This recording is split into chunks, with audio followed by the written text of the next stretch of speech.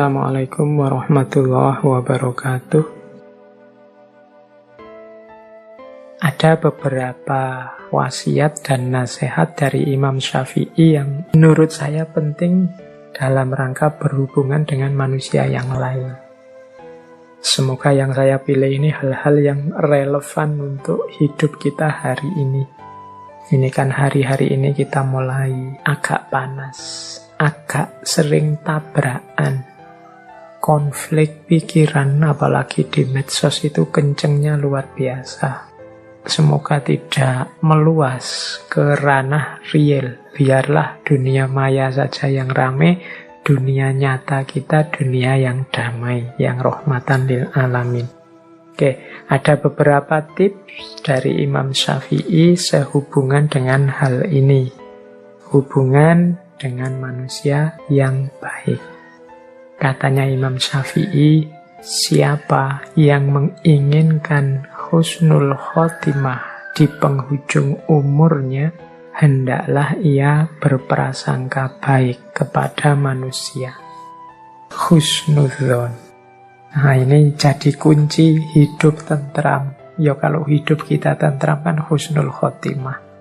Jadi kuncinya ternyata husnudzon, prasangka baik kepada orang lain. Saya tidak tahu hari ini situasi dunia kontemporer itu sering menyeret kita untuk berprasangka buruk pada orang lain. Di luar rumah kita lebih sering merasa tidak aman dan tidak nyaman dari hadirnya orang lain.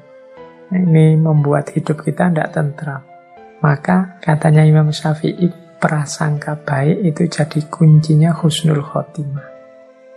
Kadang-kadang kita melihat teman kita melakukan apa gitu kan, ya itu sebenarnya yang dia lakukan itu biasa, tapi kan nilainya jadi positif apa negatif kadang-kadang tergantung prasangka kita. Ada temenmu tiba-tiba pagi-pagi dengan begitu rajinnya bersih-bersih kamar, bersih-bersih kos-kosan. Loh, ini kan sebenarnya hakikat perbuatannya baik, tapi kadang-kadang pikiran kita itu membunyikannya secara berbeda. Orang yang perspektifnya suudzon, ya mungkin alah cari muka, alah ada pamrihnya itu, alah hati-hati saja, mungkin dia ingin ngelirik-ngelirik di kamar-kamar kita ada apa, dan seterusnya. Ini namanya prasangka buruk. Bahkan tindakan yang baik sekalipun, ya kalau pikiran kita suudzon, ya kita bunyikan dia jadi jelek. Jadi suudzon itu kan menggunakan kacamata buruk, sehingga apapun akan kelihatan buruk, bahkan yang baik-baik. Ada temenmu tiba-tiba rajin ke masjid, ya engkau melihatnya ala pencitraan, alah itu tobat yang terlambat itu, alah ya macam-macam. Jadi begitu kacamata yang kita pakai adalah kacamata kebencian, kacamata suudzon, maka apapun yang terlihat akan berbunyi buruk dan layak kita benci. Tapi kalau kita balik, kacamata yang kita pakai adalah kacamata kasih sayang, kacamata rahmat, maka apapun yang kita lihat akan membuahkan cinta, kasih sayang, dan ketentraman.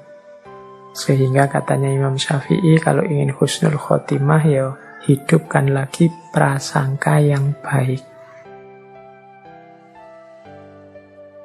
Terus yang kedua, berapa banyak orang telah berbuat kebajikan kepadamu yang membuatmu terbelenggu dengannya? Dan berapa banyak orang yang memperlakukanmu dengan kasar dan ia memberi kebebasan kepadamu? Nah, ini kan kita itu seringkali baper nunggu orang berbuat baik selalu pada kita. Begitu ada orang melakukan hal yang kita tidak suka, yang kita anggap tidak baik, maka naiklah emosi kita, tersinggunglah kita. Dan kita melihat dari hal itu tidak ada manfaatnya sama sekali. Jangan lupa katanya Imam Syafi'i, justru seringkali dalam kebaikan yang dilakukan orang lain padamu itu ada belenggu. Sementara dalam kekasaran, dalam kejahatan atau keburukan yang dilakukan orang lain padamu, di situ ada kebebasan. Maksudnya apa? Ya ini logikanya, kalau ada orang berbuat baik pada kita, kan detik itu juga kita dituntut juga untuk melakukan hal yang baik yang sama, untuk melakukan kebajikan yang setara. Kita tidak boleh menyakiti dia, kita tidak boleh melakukan hal-hal yang membuatnya tidak berkenan. Ini kan jenis-jenis belenggu. Akhirnya ya kita harus ngatur kata-kata, ngatur tindakan, ngatur perilaku di hadapan dia. Wong dia sudah baik kepada kita. Jadi seringkali kebaikan justru membuahkan belenggu. Sementara kepada orang yang tidak baik pada kita kan tidak merasa punya tanggung jawab juga untuk peduli padanya, untuk tanggung jawab terhadap kehidupannya dan lain sebagainya. Justru kita bebas di hadapan dia.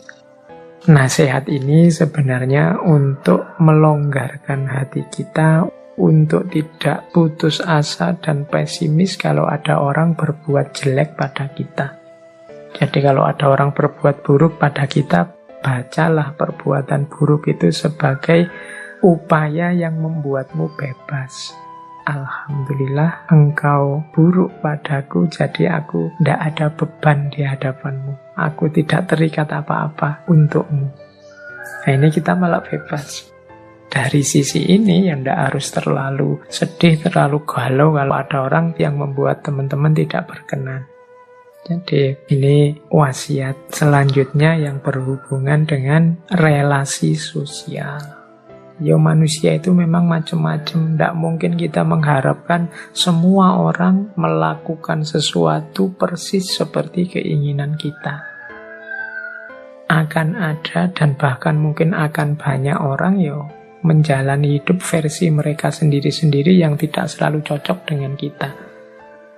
Akan selalu ada orang yang tidak suka dengan kita, orang yang ingin menyulitkan kita, orang yang melakukan hal buruk pada kita. Itulah cirinya kehidupan dunia. Kalau kita hanya sanggup menerima yang baik-baik saja dan tidak sanggup menerima yang buruk-buruk, maka hidup kita akan sangat berat. Padahal hakikatnya kalau orang memberikan yang buruk pada kita, maka kita bebas. Tidak ada tuntutan kewajiban apapun di hadapannya. Tapi pada orang-orang yang sangat baik pada kita, melakukan kebajikan pada kita, di situ ada banyak tanggung jawab moral yang harus kita lakukan. Nah ini dari sisi ini maka harusnya kita tidak putus asa, harusnya kita tidak sedih kalau ada orang melakukan hal buruk pada kita. Justru mungkin terima kasih karena engkau sekarang membuatku bebas. Oke, jadi itu yang kedua. Yang pertama tadi berprasangkalah yang baik. Yang kedua, luaskan hatimu, jangan hanya mau menerima yang baik-baik, tapi juga maklumilah yang buruk-buruk, karena justru yang buruk itu seringkali memberikanmu kebebasan.